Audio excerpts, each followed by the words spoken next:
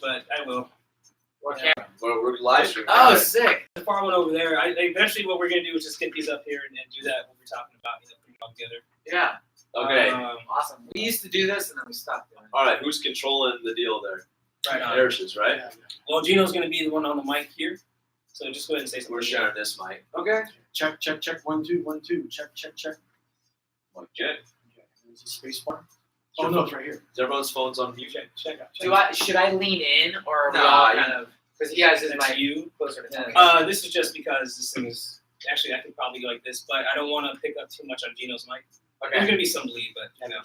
Okay. But that came up for you guys a little bit. I'm turning sideways because of cardioid. Is it So we'll turn on the background music. Yeah, you just hit the record button when you're ready. Good fucking point. Just have a bunch of. This is like our intro outro music. I like that. Eric, you want us to put this back a little bit or put it closer? Probably a little closer to you guys. Actually, test it real fast. Before we start, I'm gonna Test pull 1 up- 2 1 2. Oh yeah, closer to you guys. Don't worry, we're beginning real soon. Yeah. Test 1 2 1 2. Everybody? Yeah. Is that getting that?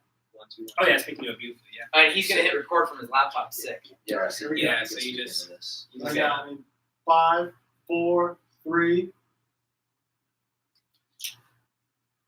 All right, welcome to another episode of AdHero. I'm your host, one of them, Eric Rivers. This is Gino Giovanni. And Matthew Olivier. Right on, we got a special guest here today. Say what's up, Sergio. What up? I gotta say what up. 'cause Uh-oh. That's just my Is this what they call one of those cross cross promotion. promotions or those, when they have the superheroes on the different movies, cross Yes. movies? Love it, dude. The crossovers, right? Crossovers. Crossovers, yeah, because I like that. What up, man? It's like I saw Batman's now teaming up with the Ninja Turtles. Yeah, Oh, God, Something, That's right? right. That's I right. didn't know Ninja Turtles were part of the DC universe. Dude, you know what? I'm not gonna lie. I looked at that and I was like scanning through channels for my kid and just movies to look at.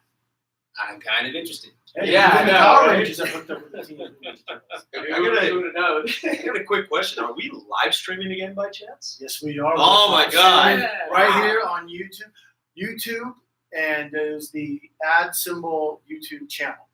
That's where people can find this live stream at.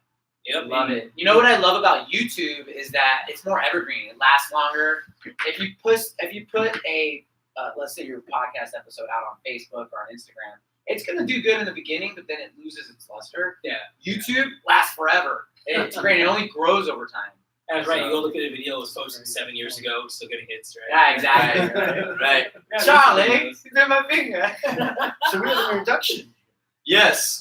We're gonna tell our listening audience here who this fine gentleman is, who's our first ever guest on the AdHero podcast. Wow. But before we get into that, I do want to ask you guys, because we kind of rushed through this a little bit at the end of the last podcast. We kind of flew through something that I wanted to give, just because we have more time, just a quick recap. At the tail end of last week's episode, we made reference to San Diego Comic-Con. We like to talk about Marvel and the MC universe here on the podcast. It's a little fun little side thing, right? We talked about the fact that they announced at Comic-Con that Disney is going to have the Disney Plus forthcoming in November, and it's going to be probably like $4.99 or $8.99. $6. Thank you, Gino. Take the 7. And apparently, all the Marvel movies that come out after the release of that Disney Plus channel, there's going to be series of shows that are exclusively on Disney Plus. That if you want to understand what's happening in the feature film, you have to go back and watch or stay up to date with the show. Like one example would be the new Loki show that they're going to have. So there's going to be a show about Loki on Disney Plus. And in a forthcoming Thor movie, Loki might reappear somehow, but you won't know why he's there unless you watched all 10 episodes on Disney Plus, which you can only see on Disney Plus. So again, I asked the question, and since Sergio's here, let him jump in if he's a fan of Marvel Universe. Okay, what do you guys think about that? Do you think it's a good strategy, and will you be subscribing? First of all, I really want to chime in on this real quick. I love it. I plan to watch that more than I watch Netflix. There's a lot of great content on there. Yeah. Marvel, And it was National Geographic, Star Wars. Now the up-to-date version of it is, and some people were kind of mad about this, but we found out as of yesterday that in the beginning, Breaking news. the The Mandalorian will be on there representing Star Wars. So that's going to be a huge hit for a lot of Star Wars fans. And then for Marvel, I believe it's going to be the starting of it's either the Falcon and Winter Soldier show or there's another one.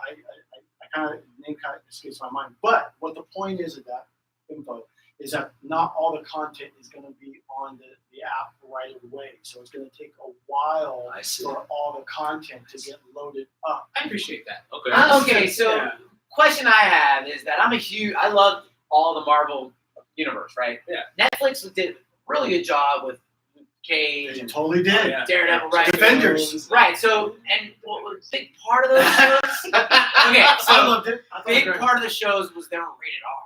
This is Disney Plus. Well, they maybe? didn't exactly have a rating. They weren't exactly rated. Well, you know what? If we can kind of put it in a scope, people They were understand. they were gruesome. Like, let's take it back to video games, for example. Like, we were playing N64, Sega Genesis, Right. and everything was kind of coming out cross-platform. Right. And then we had the Wii come out, and when Nintendo did Wii, they were just like, "Hey, our games are strictly like everyone to maybe teen." Eventually, when they redid Resident Evil. I got a video game title that will even trump that. What's that? When Mortal Kombat came out. Oh yeah. When Mortal Kombat came out, there was a real big divide. Yeah. When the Sega Genesis version had all the blood, That's right. and the Nintendo version had no blood, Yeah. no fatalities, no blood, anything. Yeah. So And there was such a massive fan backlash from Nintendo fans going, "We want the version the with blood. the gore." Give us the blood. That Nintendo eventually caved and delivered on that. But to your point, right? Yeah, that's an interesting divide where fans are going to be like, I like the rated R content. I like the. they already are. Yeah, They are. Or Disney sticking to their guns, saying no, we're going to tone it down on some of these shows. Well, in the last I will not few watch that. days, I don't think we're going to categorize ourselves as YouTubers, but a lot of YouTubers that I follow have been putting it out saying that they're going to cancel all the Defenders and the Punisher, and they're going to reboot the characters because there's in the contract. Marvel Studios cannot touch or do anything with those characters for 2 years after their initial run. So Daredevil, it's already been a year, so they got like a little less than a year that they could catch up and do something with that character. So apparently the rumor is, but it's all rumor. It's all rumor. No one knows. No one really knows. Only the mouse knows. But Yeah, right. people are putting out saying, "Oh, this is going to reboot the character." It's like, really? Because there's a lot of fans that like Charlie Cox and that want to see him portray Matt Murdock still, and Vincent. I'm not asking you that guy's name. Man. Doing Kingpin. His name. It's just like, this guy's great. Why would Well, you you know want to what? redo the characters? Here's where I feel about it. We're going to be up in arms about it at some point. Oh, there's already Some- a petition. All right, see, some people got pitchforks and torches. Yeah. Okay, So fine, guys, fine, I have an fine. update here. Disney will carefully brand R-rated films so we're not in any way confusing the consumer. Well, This they is will according do to- that with Hulu, apparently. Coming Because to now Hulu. Disney owns. all Oh, of speaking Hulu. of Hulu, okay, so you guys are excited about Disney Plus. I'm excited for this new Wu-Tang series. Oh, yeah. Take that That's out, bro. September. Wow. That's right. And Robbing that. Hulu is actually one of our customers at NetBass, and I got to interview one of the social media analysts at Nice. Hulu. Oh, yeah. She told me about this Wu-Tang series months ago, and I didn't know about it, and then so I kind of researched it. So I've been waiting. I haven't seen it yet. Actually, so besides my thought about the House of Mouse being like an evil castle with a smile, pivoting a little bit, Sergio, can you Sure. actually tell us a little bit about Yeah, NetBass? absolutely. Yeah, Yeah. I was gonna do an intro here. Sorry, You just got him kinda- on camera. Yeah. Say what's up. Okay. What up? So, thank you guys. I wanted to kick things off because I felt like we got cut short on the whole Disney Plus thing, but I think the consensus is Disney Plus gonna be a good thing. We'll look forward to that. Now, back to the man of the hour here. So our special guest, very very excited to have him on board, Sergio Oliveri. He is what's your official title at NetBass? I'm digital marketing manager. You can just say that. That's fine. But he does a little. Social media, mostly focused on social. He does a little bit of everything, and what's unique about Sergio is he also is very, very active here in the Silicon Valley, and he has a very popular podcast called the What Up Silicon Valley podcast, which I actually had the fortune and the honor of being his first guest on that podcast. So kind of a cool circle of life thing here, right? Lion King circle of life. He is now the first guest on our podcast, the AdHero. Kuna Matata. Now, on the What Up Silicon Valley podcast, they are about to have a major milestone. Sergio, can you tell the live stream audience and the listening audience, what is the major milestone on the What Up Silicon Valley podcast? Absolutely. Thanks for that great introduction. And Matthew, I remember that when you were sitting with me. It was in San Francisco. We were at the Tech Awards. Yeah, the Crunchies. The now defunct Crunchies. Right. No more. But we had a blast. Yeah, so Matthew, that was a good time. 2-time guest actually. Yes. So but yeah, that was so long ago. But that was podcast like number 4. But it was our first guest ever. Fast forward, our big announcement is we just released our 100th podcast. Whoa! Give it up! I didn't think we'd go that. Yeah, like we made it. We're ready to do 100 more. And by the way, thank you for these shirts. Absolutely, yeah. So my co-host, the show is called it's the What Up Silicon Valley Network. It started off. It's a little confusing because there's several different shows within the What Up Silicon Valley Network. The shirts I brought for you today is our series called Eat Up Silicon Valley. And it's actually a YouTube series, and I brought you guys pocket tees, courtesy of Swagworks. Swag Sam, my co-host, he does swag create. He puts logos on things for a living. Nice. But if you look at the sounds pocket, like someone we need to have on a future show. You do. Swag master. But look at the shirt.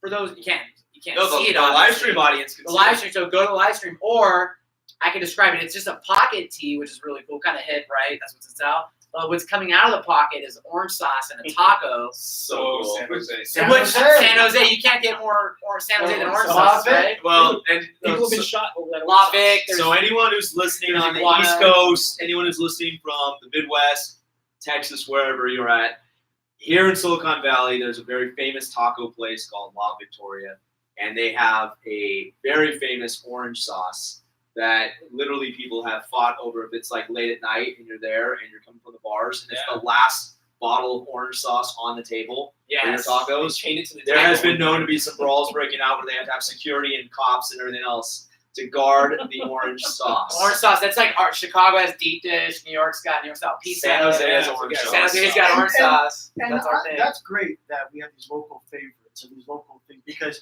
being in Silicon Valley is mainly corporate overload.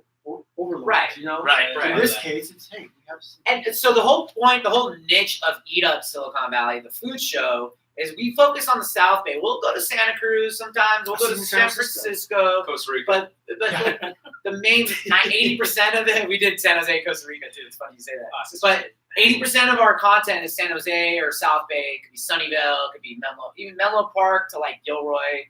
That's kind of our boundary for the South Bay. Okay, so for the listeners, where can they catch the What Up Silicon Valley podcast? So the podcast is just go to whatupsv as in siliconvalley.com, and you'll find all of our shows there. You'll find Eat Up Silicon Valley, what I just talked about. That's going to be my next question. And then where can people watch the food show. And then the Sam and Serge show, which is the show I'm part of, the one we just released our 100th episode. Our podcast 100 is a special episode. We created the top 10 moments from our 100 episodes. So there's a lot of cool moments. Did I make the top 10? Dude, you're honorable mention. We just had so many. I'll take it. Okay, so we had, for those of you who are not in San Jose, we had my favorite guest, which was Crazy George. He's this fanatic cheerleader. I mean, he bangs the drum. He invented the wave in 1968 Oakland A's versus New York Yankees game. He's like in his 70s and he's still banging his drum. I saw him a few weeks ago. Yeah. He's always at the San Jose Earthquakes games. I have a question about him then. So, I mean, because I came to San Jose kind of late in the game comparatively to you guys. Yeah. So, it's Crazy George. Would you say everything about him is kind of like his brand? I mean, does he have the same looking drum all the time? Is it always the same? And he's got the socks with the jean shorts that are like, He's like, and his voice is really raspy. You should go listen to that because I asked him, I'm like, is that your real voice? Because he talks like this. He's Crazy George. That's how he talks, right? And it's just who he is. It's not an act. I asked him if he brought the drum with him a safe way or. Well, guys, let me just for the sake of time here, because we want to get to some real good information here about NetBass, Right. Yeah. the company that Sergio works at full time that helps support all these other activities that he's a part of, right? I And how this guy finds time in a day to do anything is insane because he's like all over the place. But NetBass, really super cool company. So the last several episodes, as you guys know, listening audience knows, we've been starting to dive into different advertising things that are out there. Last week we went through direct mail. We talked about influencer marketing so far, a lot of different things. But let me ask a question here. Do you guys know, it's kind of a rhetorical question, right? You're not actually talking about it. What your brand's health is, right? This is an interesting question. You're spending money on these different avenues, maybe pay-per-click, Facebook ads, influencer marketing, direct mail, maybe a billboard through open display. But what is people's sentiment? What's the community's feeling about your brand, right? What are people thinking? Well, Sergio works at a company that can tell you that. So without further ado, Sergio, could you kind of dive in to how NetBass does this and how does it all work? Absolutely, yeah. Thanks for that's a good intro. That's awesome. You did a Two good for job. two. 2 for 2. There it is. And I love it. You could be our spokesperson. Right? So NetBass is it's social media analytics. Goes beyond social too. It's not just social media, but people are talking about everything on social media. That's where most of the traffic comes from. Twitter, Facebook, Instagram, Reddit, right? Subreddit feeds. Oh, yeah. So on social media, there's a lot of chatter. And where we come in is we get all that data, all these posts mentioned, and we put in, we have an algorithm, you could say. It breaks down a post, right? So if somebody posts something about a new iPhone, that they hate Samsung, they love their new iPhone, and it's in the same sentence, we can understand the negative sentiment was towards Samsung, the positive sentiment was towards the iPhone. So therefore, if you're doing a competitive analysis, right? If you're a phone company and you're a hardware company and you're looking at all your competitors, you can stack them up side by side on a dashboard. You can see who has the most negative, positive sentiment. You can see who are some of the detractors, people who are like talking really bad about your company. You can put them in a bucket. Disappear in the middle of the night. You can get those negative people, put them in a bucket, and then understand what their affinities are. What do they like? Do they like Kanye? Do they like? And then you can kind of market to them in a new way. So really, it's social media analytics called social listening. You could say Love it's like putting a headphone on and listening to your audience on social media. But we have dashboards. There's a whole bunch of use cases. Eric wants to jump in with a Yeah, question. that was here. actually. What do you got, man? What do you got? Headphones. I'm picturing like a guy in a U-boat who's listening carefully to Yeah, right. some guy on Twitter talking about George Romero. But you know what? What really strikes me there is the X factor. That I've seen different things that say, get an alert anytime this is mentioned. But it sounds like you guys actually have the ability to dive deeper. I mean, to that point where it's intuitive enough to say, all right, this guy is speaking positively about you, whereas his friend in the basement is talking mess about you guys. Right. And I think that in itself is huge because it's not. I mean, most people, if you don't think about it, it's like, oh, okay, this guy doesn't like me. Okay, I'm just not going to market to him. I see that as an opportunity to look at the guy who doesn't like you, capture that guy, see how you can pivot, right? And then turn it into $1. Or ignore them. Some people might just ignore them and focus on the people who do like you and really dig into that audience and understand what they're. If you're Coca-Cola, you want to look at who are some of your top tier audience. Curious. Did you guys happen to see? For like a really short time, somebody had hijacked the Coca-Cola Twitter, and I wasn't sure if it was on purpose or not. But you just had somebody for like a good 30 minutes just rifling off a bunch of kind of negative reinforcement stuff about Coke. It was like, you give Coke to your kids? Exclamation mark. Wow. And I was like, am I being trolled? Like level 9,000 over here? What's happening? But you But saw these tweets. I saw these happening. Yeah, I was like, who is in control of That's Coke? fascinating. It's like KFC's marketing got out and busted into the Coca-Cola factory and got a hold of the computer. Now, So, can people Crisis. can brands use NetBass to get ideas for future marketing campaigns? Absolutely. So ideation is one part of there's 12 use cases, you could say, right? That's one of them is understanding what kind of ideas are out there. For instance, Taco Bell, right? They were one of our customers years ago.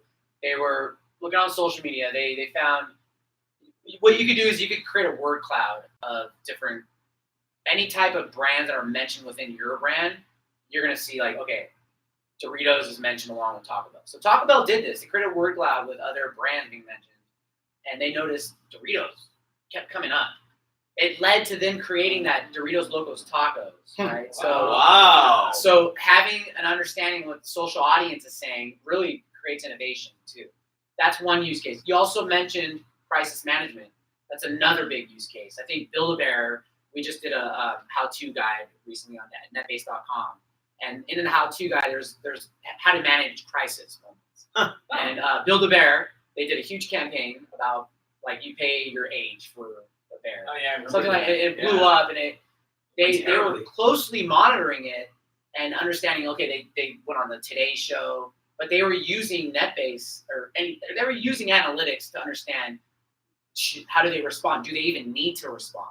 If it spikes and then it goes back down, back to normal, guess what? You don't really need to do much. Just for the listeners who don't know the Build-A-Bear, what was the story behind the Build-A-Bear? Was it something negative? People didn't like It was their stores got over.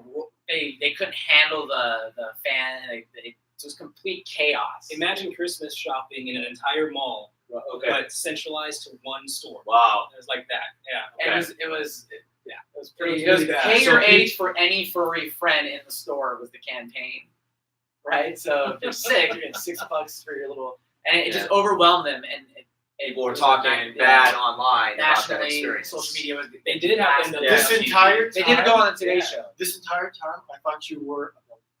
Oh, really? No. MCU reference. I missed it. The joke's over my head. I'm MC sorry. over my I'm head. sorry.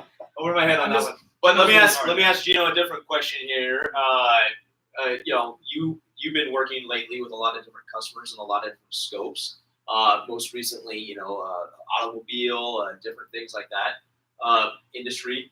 What do you see an application for this being helpful for smaller brands too, Oh yeah, like local car dealerships, things like that? absolutely. And what would that? You know, What question would you have for Sergio about that? Okay, well, I guess what would be like the buzzwords is kind of coming to mind. Yeah. Because earlier I was thinking like, well, what kind of words are you putting in this cloud here that you speak of? Are there curse words? Are there phrases? So like where Yes. would like a small brand get started to do Right. social listening? Is that kind of what I'm hearing from you? Yeah, that too. Where would they Yeah. get? Where would you say like is it because it's easy for everyone to kind of conceive Coca-Cola Right. with the size of the conversations that are taking place for Build-A-Bear. But if I'm a local business in New Jersey and I sell futons, right? I asked you. Yeah. No, I get what you're saying. for sure. Like how would I start and I'm making some investments in pay-per-click and some other things online, some different advertising avenues. How would I begin to assess what people think of my brand in my own local neighborhood? So if I'm the futon shop and I'm going into this, it's like a small business, right? But if I'm a futon shop and I want to get a better understanding on who are some of the influencers, right? Because everybody could use an influencer. You guys talked about influencers on your last podcast. Thanks for listening. So if you wanted to create instead of a brand topic, if you're not Taco Bell or KFC, you don't need to create a KFC topic, right? That makes sense for them. They're a big brand. People are talking about them. If you're a smaller brand, like What Up Silicon Valley, right? For instance, you're not going to use that as a topic in the platform. You're not going to put in because not as many people are talking about that as compared to KFC. So what I would do is I would create a categorical topic. So futon shop, right? You're going to create a furniture topic. You're going to see what is trending with furnitures. Who are influencers talking? Like who are the furniture influencers? Because there's probably one out there. There's probably like Joe who's cutting a chainsaw, cutting a sofa in half, and he's like this big influencer. Who knows, right? You're gonna find out through this word cloud or through just a popular. We have different widgets, right? There's a whole bunch of different widgets. But if you're creating this categorical topic on furniture, all of a sudden now I know who's getting the most engagement. It's not necessarily like they have the most followers. You want to see who's really getting the most engagement. That's what really separates influencers. That's where you get your money's worth. So it is like Yeah, a word. good point. Yeah. You can do it as a word cloud. That's one option, or you could just list it normally and who's getting the most volume. But you can sort it by engagement. You can sort it by what's the most recent post. You could go 51 months back if you wanted to go look at what the first X-Men did in the box office and what people were saying. We have a lot of film studios and ad agencies who work with movie releases. I think it was the new Tom Cruise movie, Mission Impossible. We have a lot of clients in Hollywood, and they use social listening to understand what the trend, what the sentiment was for Tom Cruise's new girl. Like, because she was, and they found out she was way too young for him. So sometimes they'll alter, or make changes to that script based on that. To be clear, we're speaking about the girl in the movie, not Katie Holmes. Right. I don't know who it was. And so are these like hashtags as well? Hashtags or key terms or brands or items like things like could be water bottle. Remember Game of Thrones, a water bottle, a Starbucks cup, like that. Oh, yeah. The things that people are talking about. So, and it could be sometimes out of your control, right? So, Game of Thrones, the Starbucks cup being in the background was kind of it was out of control. It was done. They made changes. They actually took that scene out. People were talking about It's on that. my DVR. Yeah, right. But people talk about that stuff. But I do have a question about that. Yeah. So in the signals that you'll be listening for, I know there's going to be a level of like an intuitive thought in the algorithm. But what comes first? Does the algorithm kind of start populating for a business? Say if I'm in Chicago and I run a bunch of marathons, for example, I have a series of marathons. Do I come to NetBass and basically say, this is who I am, this is my business, and does the algorithm start to populate those types of things, or do you guys kind of have a manual control, or as the user end, do I kind of have to, think about? So you do have control. If you were to create a running topic, you would then add filters like you want to look at people who have 1,000 followers or more. You could break it down by saying they're male, female. So that cuts out all the business profile pages, right? So you're looking out, now you're starting to get it. And then you can also add things like, you could exclude terms like profanity, or you can exclude terms like now hiring, right? Because you don't care about that data. You have to, it's kind of like chipping away at your data and cleaning it up. Then the beauty is that you can save that analysis. So you don't have to go back and do that every time. So what does that kind of look like? So for example, when you come into work, and I'm curious, what is it when you turn on your computer and you have all this information in front of you? What does that kind of look like for you booting up in the start of your day and the information being digested and spit out into this understandably? Yeah, no, absolutely. The beauty is that we have an alert system. So what I do is I plug in, I create this sick topic, right? I have like all the keywords, it's everything I needed, right? Like everything's done. Then what I do is anytime there's the NetBass is mentioned, I get an instant alert in the morning. So I wake up, do I need to retweet this guy, or do I need to engage with this person for mentioning me? Wow. So that's my own brand health. That's on my own. And you could also do, like, we didn't talk about competitive analysis, but you can look at, and it's sometimes, with Twitter, it's in real time. So you can get information right away. Like you can see if I'm going up against, we have competitors, I won't name them, but if we're looking at 4 competitors and we're putting them side by side, sure, company C might be getting more volume, but their sentiment is way lower. That's I'd rather have high sentiment. That's for me more important. So if I can kind of, because we just got but a few minutes left here, if I can kind of bring this full circle here, just ask the question from your experience working at this company and doing social listening now for the last 2 years? 3 years. I started off as an inside sales, making cold calls, and then I got into account management. Now I'm in the marketing team. Fantastic.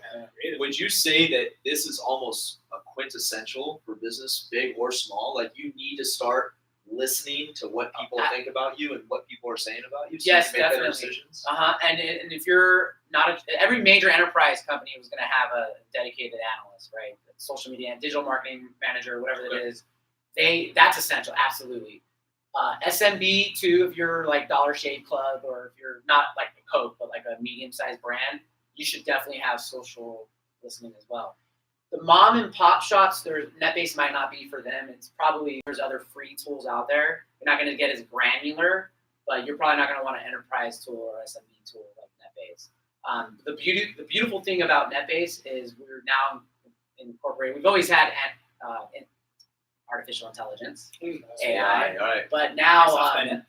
we just developed a new item, a new product, a new service called AI Studio. Comes with the platform, and what that does is you're gonna. Sometimes you don't know what to look for. You're an analyst, you're new, or you're not as Kind of experienced. Gino's point. You're gonna save time. Yeah, you're gonna save time. So all of a sudden, I'm searching for burgers, and I'm getting these little clusters of bubbles, and I'm discovering themes that are associated with burgers. And all of a sudden, I have a whole bunch of little bubbles inside this one area, and it's all Impossible Burger, whatever those are called, right? Right. Yeah. You can see like Beyond Meats. You can see the different topics that are within there. Those themes are now, you would have never thought about those before, but now with AI, it just comes up automatically and saves you a bunch of time too. It's great. It's a great feature that we're just rolling out. So where can people listening right now, watching this election, if they want to get in touch, if they want to try this out, get some more information, where can they find you? Just follow us on NetBass on social media. So at NetBass, we're on Facebook, Instagram, Twitter, LinkedIn is great. We put a lot of content on LinkedIn, and we even have a YouTube page. Just search NetBass Solutions at NetBass and go to netbase.com and go to resources. We have a ton of testimonial videos. Our competitors got like maybe 20 videos, 10 videos. We have over 140 videos. We have tons of content. That's some good social proof right there. Right. Yeah. So just get on and learn about it. It's a good skill set to have.